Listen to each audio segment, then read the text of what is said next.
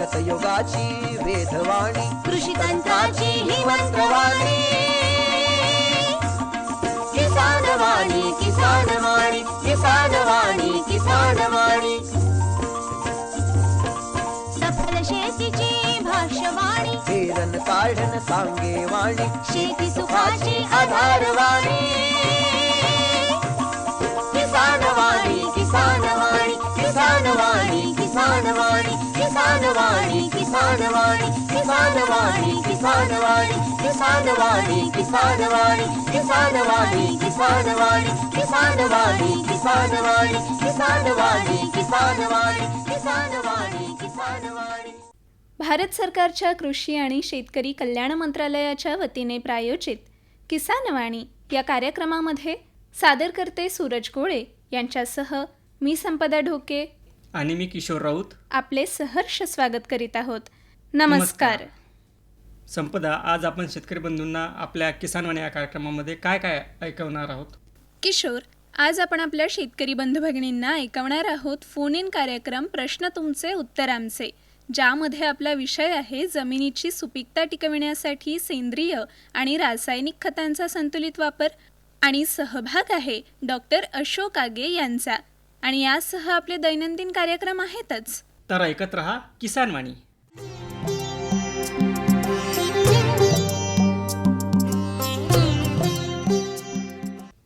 तर संपदा, आपण आपल्या शेतकरी बंधूंना सुरुवातीलाच हवामानाचा अंदाज सांगूया. नक्कीच. तर शेतकरी बंधू भगिनींनो, जाणून घेऊया ग्रामीण कृषी मौसम सेवा, डॉक्टर पंजाबराव देशमुख कृषी विद्यापीठ अकोला आणि भारत मौसम विभाग यांच्याकडून प्राप्त उद्याचा हवामानाचा अंदाज. पाऊस अंदाजे 2.2 मिलीमीटर, कमाल तापमान 30.9 अंश सेल्सिअस असू शकतं, किमान तापमान 24.1 अंश सेल्सिअस असू शकतं. सकाळची सापेक्ष आर्द्रता 89%, दुपारची सापेक्ष आर्द्रता 71%, वाऱ्याचा ताशी वेग 15.5 किलोमीटर प्रतितास असू शकतो आणि आकाश ढगाळ राहील. मंडळी, प्रादेशिक हवामान संशोधन केंद्र नागपूर यांच्याकडून प्राप्त झालेल्या हवामान अंदाजानुसार दिनांक 18 ते 22 ऑगस्ट दरम्यान विरळ ठिकाणी हलका ते मध्यम आणि हलका स्वरूपाचा पाऊस पडण्याची अत्याधिक संभावना आहे. पुढील 72 तासामध्ये विदर्भ प्रदेशात कमाल तापमानात कोणतेही लक्षणीय बदल होण्याची शक्यता नाही. त्यानंतर पुढील दिवसात 2 ते 3 अंश सेल्सिअसने वाढ होण्याची शक्यता आहे. तर शेतकरी बंधू भगिनींनो, आताच आपण जाणून घेतला ग्रामीण कृषी मौसम सेवा, डॉक्टर पंजाबराव देशमुख कृषी विद्यापीठ अकोला आणि भारत मौसम विभाग यांच्याकडून प्राप्त उद्याचा हवामानाचा अंदाज.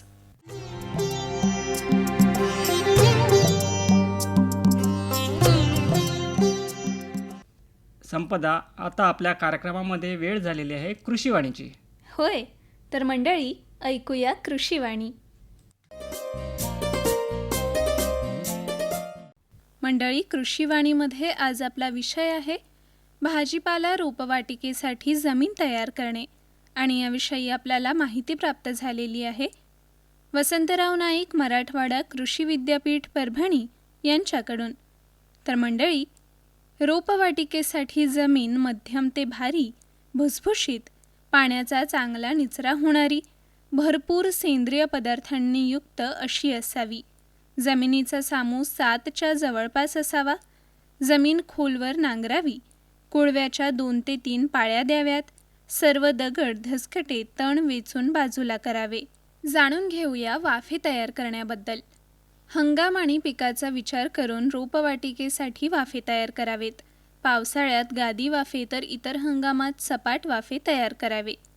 जमिनीच्या उतारानुसार 3 ते 5 मीटर लांबीचे आणि 1 मीटर रुंदीचे गादी वाफे तयार करावेत. गादी वाफे जमिनीपासून 15 ते 20 सेंटीमीटर उंचीचे असावेत. 2 गादी वाफ्यामध्ये 30 ते 40 सेंटीमीटर मोकळी जागा सोडावी. गादी वाफ्याप्रमाणेच 3 ते 4 मीटर लांबी आणि 1 मीटर रुंदीचे सपाट वाफे तयार करावेत.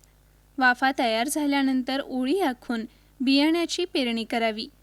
तर शेतकरी बंधू भगिनींनो, आताच आपण जाणून घेतली भाजीपाला रोपवाटिकेसाठी जमीन तयार करणे याविषयी माहिती, जी आपल्याला प्राप्त झाली होती वसंतराव नाईक, मराठवाडा कृषी विद्यापीठ परभणी यांच्याकडून.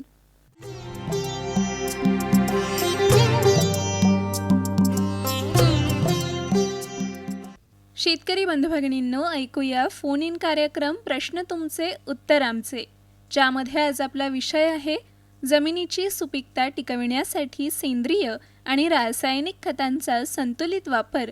आणि सहभागी तज्ज्ञ आहेत डॉक्टर अशोक आगे, प्राध्यापक मृदविज्ञान विभाग, डॉक्टर पंजाबराव देशमुख कृषी विद्यापीठ अकोला. मंडळी, शेती करत असताना जमिनीची सुपीकता टिकविण्यासाठी आपण सेंद्रिय आणि रासायनिक खत यांचा वापर करत असतो. मात्र हा वापर संतुलित कसा करावा याविषयी आपल्याला माहिती नसते. म्हणूनच आज जमिनीची सुपीकता टिकविण्यासाठी सेंद्रिय आणि रासायनिक खतांचा संतुलित वापर याविषयी आपल्या मनातील सर्व प्रश्नांना उत्तरे देण्याकरिता फोन इन कार्यक्रम प्रश्न तुमचे उत्तर आमचे यामध्ये सहभागी तज्ज्ञ आहेत डॉक्टर अशोक आगे, प्राध्यापक मृदविज्ञान विभाग, डॉक्टर पंजाबराव देशमुख कृषी विद्यापीठ अकोला. नमस्कार सर. नमस्कार. आकाशवाणी अकोला येथे आपलं मनपूर्वक स्वागत आहे सर. धन्यवाद. सर, आज आपला जो विषय आहे त्यासंबंधी आपल्या शेतकरी बंधू भगिनींच्या मनात जे काही प्रश्न आहेत, ज्या काही समस्या आहेत त्या सोडवण्याकरिता ते आपल्याला संपर्क साधतीलच. तोवर आपण चर्चेला सुरुवात करूया. हो नक्की. तर आजच्या विषयाच्या अनुषंगाने आपण जमिनीची सुपीकता टिकविण्यासाठी सेंद्रिय आणि रासायनिक खतांचा कसा वापर करावा याविषयी चर्चा करणारच आहोत. तत्पूर्वी आम्हाला सांगा की एक सुपीक जमीन म्हणजे नेमकं काय? तर सर्वप्रथम जे जमिनीचा सुपीकता जे म्हणतो आपण, तर जमिनीचं हा अत्यंत शेतीच्या संबंधित अत्यंत महत्त्वाचा आणि प्रत्येक शेतकऱ्याच्या दृष्टीने उपयोगी असा विषय आहे. सेंद्रिय आणि रासायनिक खताचा जमिनीमध्ये वापर, त्याचे फायदे, मर्यादा, एकात्मिक अन्नद्रव्याचं महत्त्व या दृष्टीने हा विषय खूप महत्त्वाचा आहे. शेतीमध्ये उत्पादन वाढवायचे असेल, पिकाची गुणवत्ता सुधारायची असेल आणि जमिनीची सुपीकता दीर्घकाळ टिकवायची असेल तर केवळ चांगले बियाणं किंवा भरपूर पाणी पुरेसे नसते. त्यासाठी सर्वात महत्त्वाची गोष्ट असते म्हणजे ती जमिनीचे आरोग्य आणि संतुलित अन्नद्रव्य व्यवस्थापन. आपण अनेकदा म्हणतो की जमीन चांगली असेल तर शेती चांगली होते. बरोबर. पण प्रश्न असा आहे की चांगली जमीन म्हणजे नेमके काय? होय. चांगली जमीन म्हणजे फक्त काळी किंवा सुपीक दिसणारी जमीन नाही. ज्या जमिनीत पिकांना आवश्यक अन्नद्रव्ये योग्य प्रमाणात उपलब्ध आहेत, पाण्याचा निचरा योग्य आहे, पाणी धरून ठेवण्याची क्षमता चांगली आहे, सेंद्रिय कर्ब चांगल्या पातळीवर आहे, सूक्ष्मजीवांची क्रियाशीलता चांगली आहे, जिच्यामध्ये भौतिक, रासायनिक आणि जैविक गुणवत्ता संतुलित आहे, अशा जमिनीला आपण निरोगी जमीन म्हणू किंवा जमिनीचे आरोग्य हे चांगले आहे असं आपण म्हणू.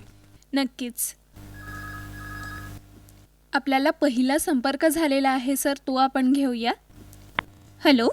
आकाशवाणी अकोला केंद्र फोन लागला का? हो दादा, आकाशवाणी अकोला केंद्राला आपला संपर्क झालेला आहे किसान वाणीच्या प्रश्न तुमचे उत्तर आमचे या कार्यक्रमामध्ये. काय नाव आपलं? मी अनिल आठवटे, राहणार शमशेरपूर, तालुका मूर्तिजापूरपासून बोलत आलो. बरं दादा, आज जमिनीची सुपीकता टिकविण्यासाठी सेंद्रिय आणि रासायनिक खतांचा संतुलित वापर असा आपला विषय आहे. आणि आपल्या मनात याविषयी काही प्रश्न असेल तर डॉक्टर अशोक आगे सर आपल्यासोबत आहेत, आपण त्यांना प्रश्न विचारू शकता. नमस्कार साहेब. नमस्कार. नमस्कार. जमीनची सुपीकता टिकवण्यासाठी काय काय करावं लागेल, कोणत्या खतं द्यावं लागतील? तर महत्त्वाचं म्हणजे जमिनीची सुपीकता म्हणजे काय की पिकाच्या वाढीसाठी जी आवश्यक अन्नद्रव्ये असतात ती योग्य प्रमाणात व योग्य स्वरूपात उपलब्ध करून देण्याची क्षमता म्हणजे जमिनीची सुपीकता. तर जमिनीची सुपीकता म्हणजे काय होते, नत्र, स्फुरद आणि पालाश एवढंच नाही, तर जमिनीची जी भौतिक, रासायनिक आणि जैविक गुणवत्ता चांगली असणं आवश्यक आहे. त्याला आपण जमिनीची सुपीकता चांगली आहे असं म्हणू शकतो. आणि जमिनीत पुरेशा प्रमाणात जर सेंद्रिय कर्ब असेल, जमीन भुसभुशीत असेल, पाणी आणि हवा योग्य प्रमाणात असेल आणि उपयुक्त सूक्ष्मजीवांची क्रियाशीलता चांगली असेल तर आपण जमिनीची सुपीकता चांगली असं म्हणतो. जमिनीची सुपीकता टिकून ठेवण्यासाठी आपल्याला सेंद्रिय खताचा त्याच्याबरोबरच रासायनिक खताचा संतुलित वापर केल्यास आपण जमिनीची सुपीकता चांगली ठेवू शकतो. नुसते रासायनिक खताद्वारे नत्र, स्फुरद आणि पालाश ही जी खतं देतो ते पिकाच्या वाढीसाठी फक्त आपण देतो, पण जमिनीची संपूर्ण जर सुपीकता आपल्याला टिकवायची असेल तर आपल्याला जे काही सेंद्रिय खतं आहेत, हिरवळीची खतं आहेत, कंपोस्ट खत आहे, गांडूळ खत आहे, त्याच्याबरोबरच आपल्याला हे रासायनिक खतं देणं गरजेचं आहे. त्यावेळेसच आपण जमिनीची सुपीकता टिकवू शकतो. धन्यवाद. धन्यवाद. धन्यवाद. धन्यवाद दादा. आपल्याला एक संपर्क होतोय, तो घेऊयात sir. Hello. Hello, Akashvani Akola phone लागला का? होय, आकाशवाणी अकोला येथे किसानवाणीच्या प्रश्न तुमचे उत्तर आमचे या कार्यक्रमामध्ये आपला संपर्क झालाय. दादा, काय नाव आपलं? आशिषोस आटोटे, अच्छा, आणि कुठून बोलत आहात आपण? राहणार शमशेरपूर, तालुका मूर्तिजापूर.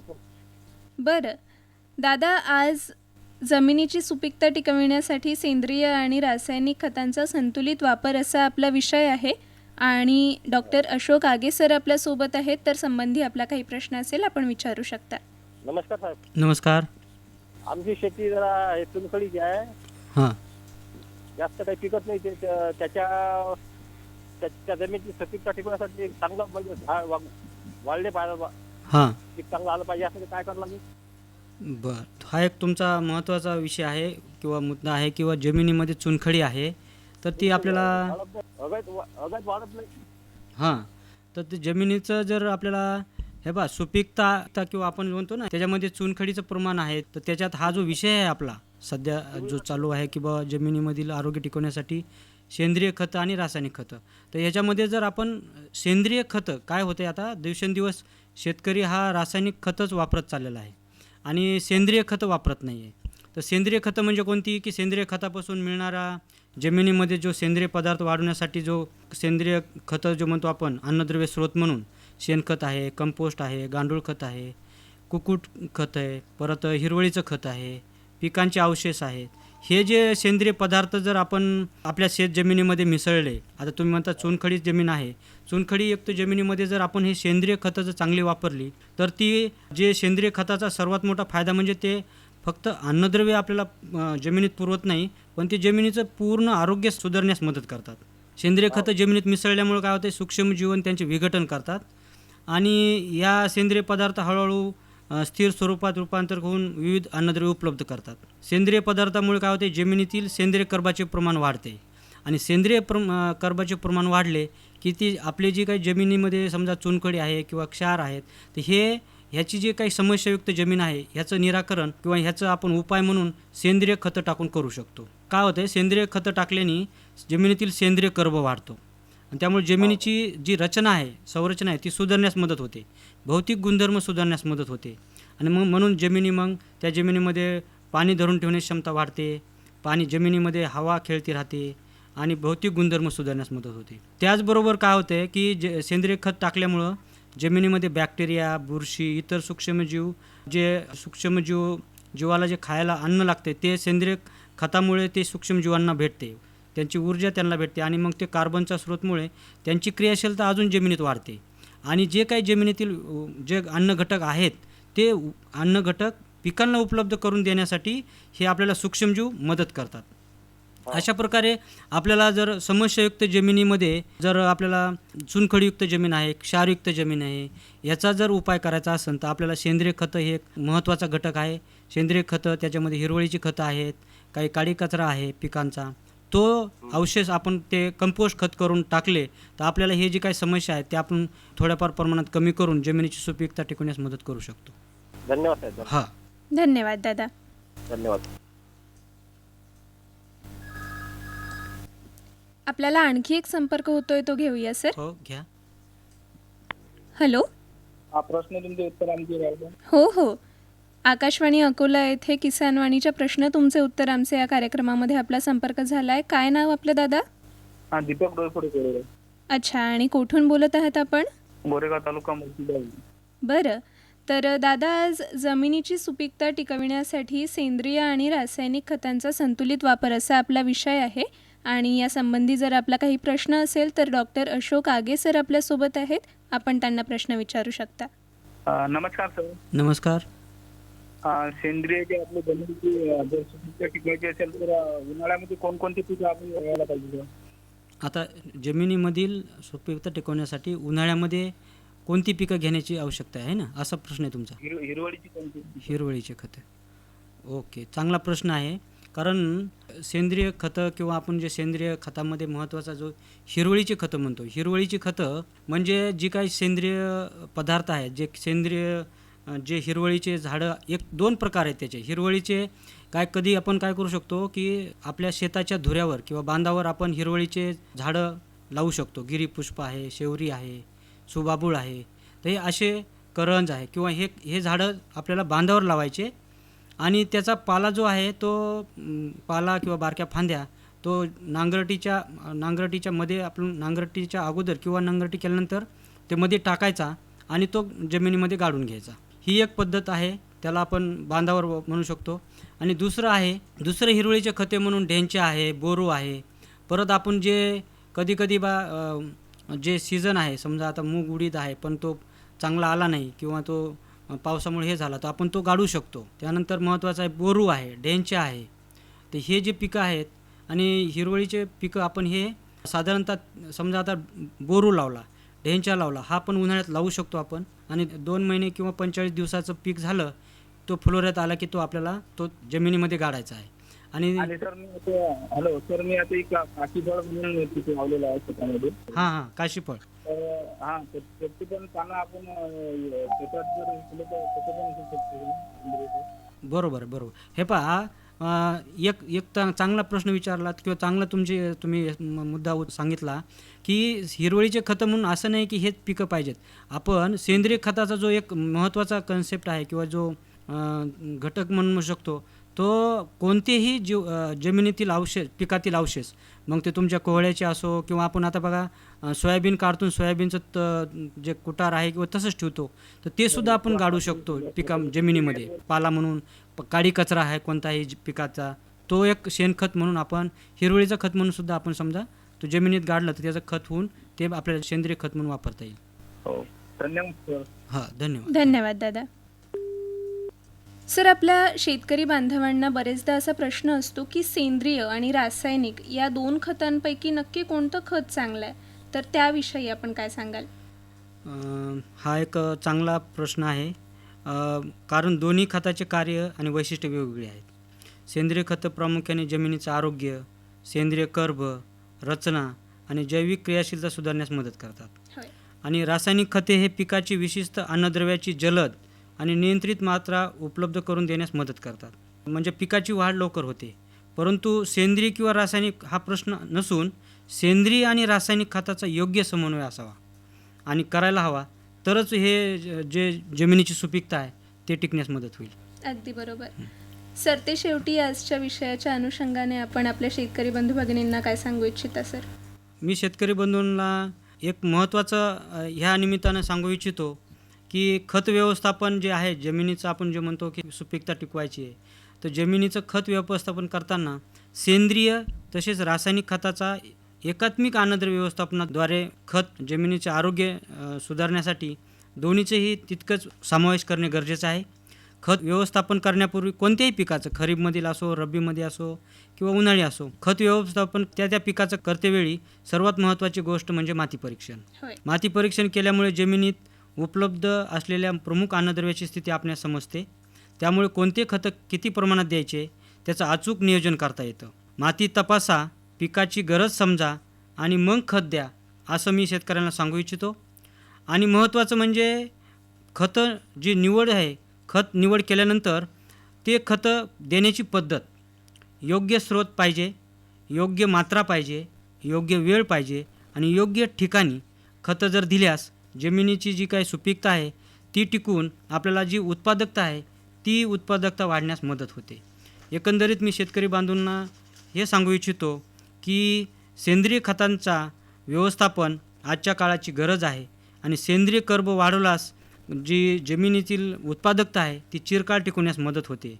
त्याच्यामध्ये कंपोस्टचा खताचा वापर करणे, शेणखत वापरणे, हिरवळीची खते देणे, अशा प्रकारे एकत्रित सेंद्रिय खतं, त्याचबरोबर जे रासायनिक खताचा संतुलित वापर करून जमिनीची आपल्याला जी सुपीकता आहे ती दीर्घकाळ आणि शाश्वत टिकवण्यास मदत होऊ शकते आणि आजची गरज आहे. म्हणून मी शेवटी शेतकरी बांधवांना सांगू इच्छितो, जमिनीला फक्त खत देऊ नका, जमिनीचे आरोग्य जपा, पिकाला फक्त अन्नद्रव्य देऊ नका, अन्नद्रव्याचे संतुलन साधा आणि सर्वात महत्त्वाचे सेंद्रिय आणि रासायनिक खताचा संघर्ष नको, त्यांचा वैज्ञानिक समन्वय हवा. कारण निरोगी माती, संतुलित अन्नद्रव्ये, निरोगी पीक, चांगले उत्पादन, शाश्वत शेती हीच भविष्यातील भारतीय शेतीची दिशा आहे. अगदी बरोबर सर. संतुलित वापर आपल्याला सेंद्रिय आणि रासायनिक खतांचा आपल्या जमिनीची सुपीकता वाढविण्यासाठी कसा करता येणार आहे याबद्दल अत्यंत सुंदर मार्गदर्शन आपण केलेलं आहे. आणि आज आपल्या प्रश्न तुमचे उत्तर आमचे या कार्यक्रमामध्ये आपल्याला शेतकरी बंधूंनी जे काही प्रश्न विचारले त्याचे सुद्धा अत्यंत सुंदररित्या आपण निराकरण केले आहे. आज आपण आकाशवाणी अकोला येथे आलात आणि या आजच्या प्रश्न तुमचे उत्तर आमचे या कार्यक्रमामध्ये आपला सहभाग दिलात त्याबद्दल आकाशवाणी अकोलातर्फे आणि आपल्याला ऐकत असलेल्या शेतकरी बंधू भगिनींतर्फे मी आपले आभार मानते. खूप खूप धन्यवाद. धन्यवाद. तर शेतकरी बंधू भगिनींनो, आताच आपण ऐकलात फोन इन कार्यक्रम प्रश्न तुमचे उत्तर आमचे, ज्यामध्ये आपला विषय होता जमिनीची सुपीकता टिकविण्यासाठी सेंद्रिय आणि रासायनिक खतांचा संतुलित वापर. सहभागी तज्ज्ञ होते डॉक्टर अशोक आगे, प्राध्यापक मृदविज्ञान विभाग, डॉक्टर पंजाबराव देशमुख कृषी विद्यापीठ अकोला.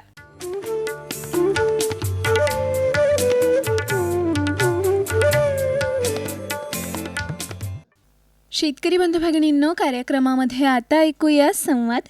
विषय आहे कपाशीवरील रोग आणि त्यांचे व्यवस्थापन. सहभागी आहेत किशोर राऊत आणि संपदा ढोके.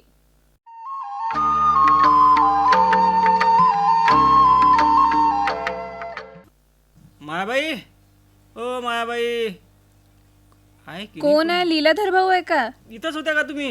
हो, हे काय तर इथंच तर आहे. बापा, त्या पराठीच्यानं दिसतही नाही माणूस. तर चांगली गोष्ट आहे ना, मग वाढू दे ना जराशी. माहित बा, बुटकीच आहे अजून. काय झालं? बाप्पा काय सांगू, ते काय कोकळली अशी, ते दही आल्यासारखं वाटते. ते मला काही समजून नाही राहिलं की आताच ते या बुटकी असताना एवढी रोगराई त्याच्यावर पसरली, पुढे माल तर अजून धरायचा बाकीच आहे. तर मी म्हणून राहिलो की तुमची पराठी एवढी अशी हिरवीगार तजेलदार दिसू राहिली, माई अशी काही सांगा ना बाप्पा, मार्गदर्शन तर करा. आता तुम्ही कशा योग्य नियोजन करता, पिकवीत जाता, माहिती आणता, पण माय काही जाणं होत नाही, माय दुर्लक्षच होते. अजी, पहिले आमच्याही पिकात दह्या होता. तर आता त्या दिवशी मी आपल्या विद्यापीठात गेली होती ना, तर मग मला समजलं का हा जो रोग आहे ना दह्या, तर या रोगाचा प्रसार बुरशीचं जे रेणूफळ असते ना ते एका ठिकाणाहून दुसऱ्या ठिकाणी हवेद्वारे प्रसारित होऊन जाते. असं पानावर आपले दही शिंपडल्यासारखे पांढरे ठिपके पडतात. आता हे तर तुम्हाला समजलं म्हणूनच आपण त्याला दह्या म्हणतो. बरोबर आहे. रोग तो ओळखीचा आहे, उपाय महत्वाचा आहे. हो. तर आता या रोगाच्या नियंत्रणासाठी उपलब्धतेनुसार 300 मेष गंधकाच्या भुकटीची हेक्टरी 20 ते 25 किलो या प्रमाणात धुरळणी करायची. बर. किंवा पाण्यात मिसळणारं जे गंधक असते ना ते 25 ग्राम 10 लिटर पाणी या प्रमाणात घेऊन सकाळी किंवा दुपारच्या नंतर फवारणी करायची. किंवा कार्बेंडाझिम 10 ग्राम 10 लिटर पाणी या प्रमाणात फवारणी द्यायची. असं. थांबा लिहिलं मी.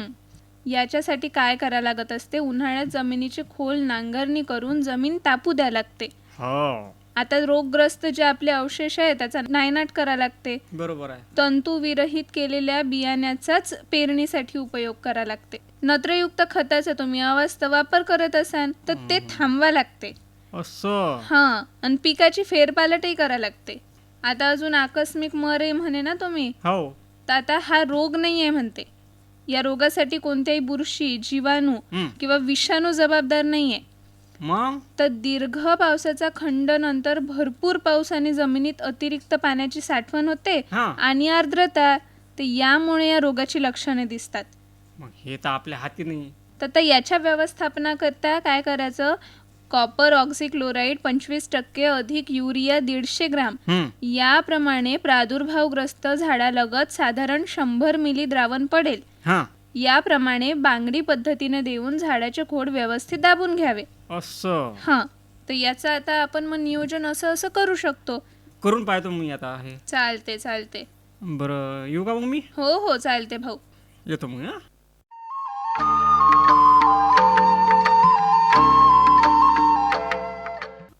शेतकरी बंधू भगिनींनो, आताच आपण कपाशी पिकावरील रोग आणि त्यांचे व्यवस्थापन याविषयी संवाद ऐकलात.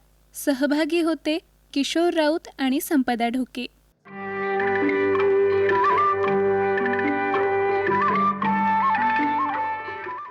किशोर, मला वाटतं आता आपण आपल्या शेतकरी बंधू भगिनींना आजचे कृषी मालाचे बाजारभाव ऐकवले पाहिजेत. नक्कीच. जाणून घेऊया कृषी उत्पन्न बाजार समिती अकोला यांच्याकडून प्राप्त आजचे बाजारभाव. हे भाव प्रति क्विंटलमध्ये असून कमीत कमी आणि जास्तीत जास्त अशा स्वरूपाचे आहेत. ज्वारी लोकल 2,200 ते 2,475 रुपये, गहू लोकल 2,525 ते 2,785 रुपये, मूग 6,695 ते 7,180 रुपये, तूर 6,500 ते 8,065 रुपये, हरभरा 5,200 ते 6,255 रुपये, बाजरी 2,450 रुपये, तीळ 10,725 रुपये, सोयाबीन 6,000 ते 6,685 रुपये. आताच आपण कृषी उत्पन्न बाजार समिती अकोला येथून प्राप्त आजचे बाजारभाव जाणून घेतलेत.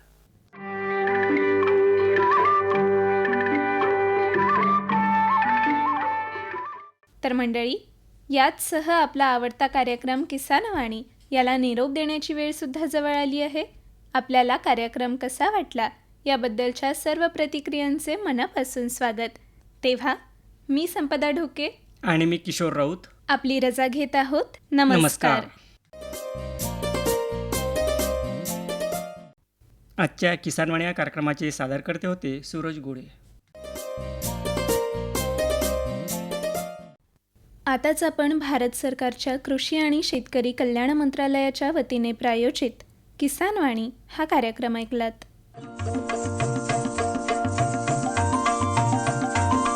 किसानवाणी किसानवाणी किसानवाणी किसानवाणी